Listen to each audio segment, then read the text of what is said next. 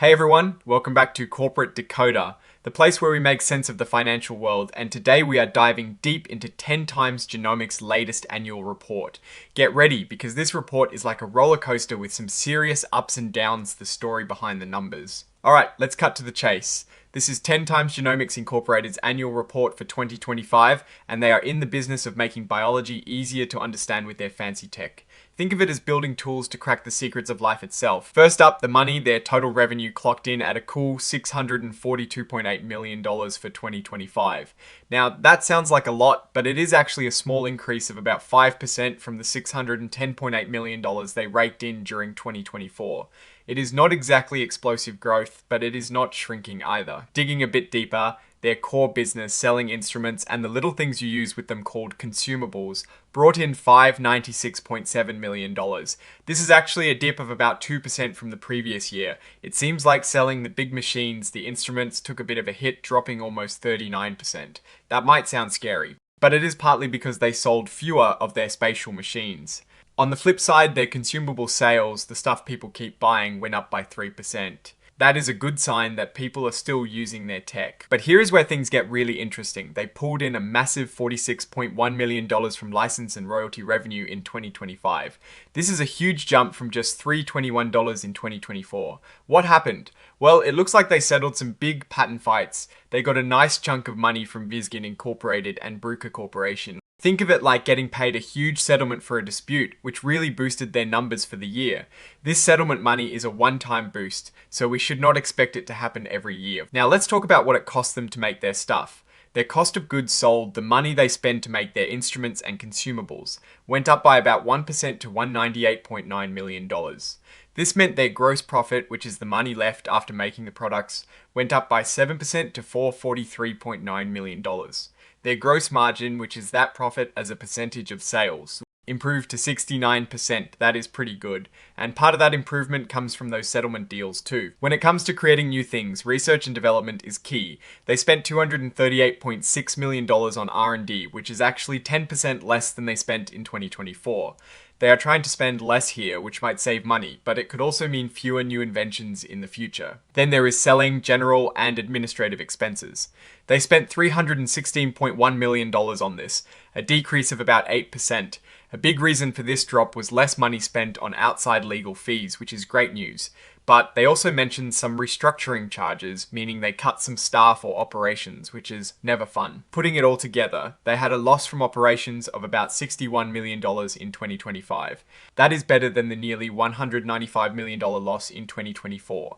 So they are heading in the right direction, but still losing money overall. They did earn $20 million in interest income from their investments, which is a nice little bonus. And finally, the bottom line. Their net loss for 2025 was $43.5 million. This is a big improvement from the $182.6 million net loss in 2024. So while they are not profitable yet, they are definitely on a path to being profitable. Now, let's look at some key numbers that show how their business is doing. They've sold a total of 8,046 instruments since they started. That includes their Chromium machines, Visium CytAssist, and Xenium analyzers. More importantly, they sold 424,000 consumable reactions in 2025. These are the things customers use up and have to buy again. This number went up by 19% from 2024. This is great because it means their customers are actively using their products and buying more. They have about $49 million in marketable securities. Their cash reserves also look pretty healthy at $474 million. This gives them a good cushion to keep investing and operating. Interestingly, their inventory dropped significantly. They had $83 million worth of inventory at the end of 2024, but it is down to $56 million in 2025. This could mean they are managing their stock better, or perhaps they are preparing for new product launches and clearing out old stock. After acquiring Scale Bio Incorporated, their intangible assets, which include things like their developed technology, jumped from $15.7 million to $62.3 million. This shows they are investing in future growth through acquisitions. Now, about those restructuring charges, they spent $10.6 million in 2025 due to layoffs and shutting down some operations. This is often a sign of a company trying to become more efficient, but it can also mean tough times for employees. Let's talk about lawsuits. It seems like 10x Genomics is involved in a few patent battles. They are suing Pass Biosciences Incorporated over patent infringement, and things are getting heated. It looks like they've won some ground, but Pass is fighting back. They are also in a patent dispute with Curio Bioscience Incorporated. 10x Genomics seems to be winning this one, with injunctions against Curio's products in several countries. And in October 2025, they filed 2 lawsuits against Illumina Incorporated, a big player in the genomic space, alleging patent infringement with Illumina's new spatial technology and single-cell kits.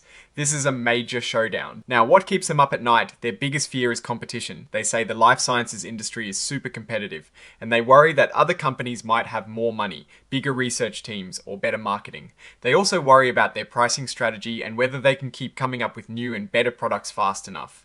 Another big concern is government funding for research. Many of their customers rely on grants, and if that money dries up, their sales could suffer. They also mention trade tariffs and international regulations as major risks, especially when it comes to China. Looking at their employee compensation, they've got a lot of stock-based awards. In 2025, stock-based compensation expense was nearly $109 million. This is a significant cost, but it is also a way to keep their talented employees motivated. And for the investors, the net loss per S-share was negative 35 cents in 2025. That means for every share you own, the company lost 35 cents. It is better than the negative $1.52 loss per S-share in 2024, but still not great for shareholders. So, what is the big picture here? 10x Genomics Incorporated is a company with amazing technology that is helping scientists unlock the secrets of biology. They are making progress in reducing their losses and growing their core consumable business, which is fantastic. The settlements in 2025 provided a much needed cash injection and a boost to their bottom line. However, they are still not profitable and face fierce competition and the constant need to innovate. The patent lawsuits are also a big part of their story, showing they are willing to fight to protect their technology. Overall, 10x Genomics Incorporated is a company with huge potential but also significant risks. They are in a very dynamic and competitive industry. They are making moves to streamline operations and investing in future growth through acquisitions. But there are still challenges ahead, particularly around achieving consistent profitability and navigating the complex regulatory and competitive landscape. What is your take on 10x Genomics' latest filing? Do you think they are on the right track? Let me know your thoughts in the comments below. If you found this breakdown helpful, make sure to hit that like button and subscribe for more deep dives into corporate finance. And don't forget to join our Discord community, linked in the description below, to continue the conversation. Thanks for watching, and we will see you next time.